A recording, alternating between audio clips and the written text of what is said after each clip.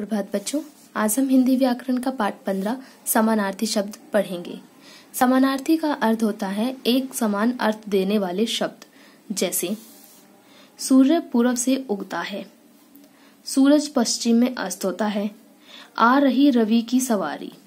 अब यहाँ पे सूर्य, सूरज, रवि, इन तीनों का अर्थ क्या है? इन तीनों का अर्थ होता है आकाश में चमकने वाला एक अलग प्रकार का गोला जो हमें धूप देता है। उसे हम क्या कहते हैं? सूरज भी कहते हैं, सूर्य भी कहते हैं, रवि भी कहते हैं। अर्थात इन तीनों का अर्थ है सूरज। ठीक है, यानी हम एक तरह से उदाहरण के तौर पे या फिर हम वैसे कह सकते हैं कि किसी एक चीज के अनेक नाम होना, पर लेकिन अनेकों नाम किसकी ओर इशारा करते हैं? एक ही चीज की ओर, इसी चीज की ओर संकेत करते हैं।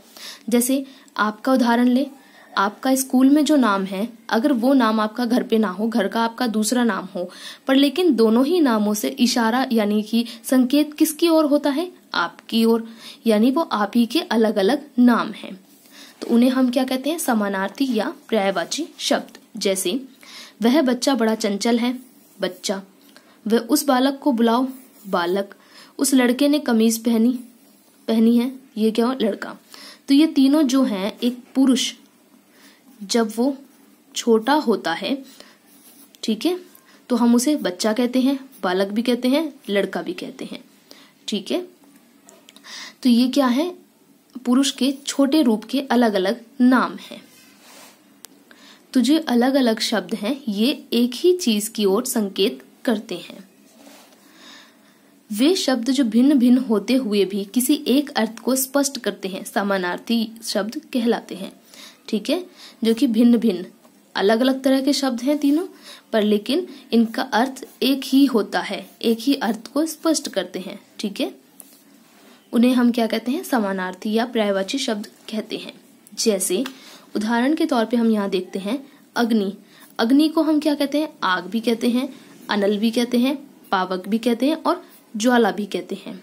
ठीक है, अश्व अर्थात घोड़ा, इसको हम जो अश्वमल या घोड़ा होता है उसे हम क्या? घोड़ा। तुरंग भी कहते हैं, है भी कहते हैं और घोटक भी कहते हैं। ये घोड़े के अलग अलग नाम हैं। अतिथि, अतिथि अर्थात जो हमारे घर में बिना तिथि के आ जाए, जिन्हें हम मेहमान भी कहते हैं।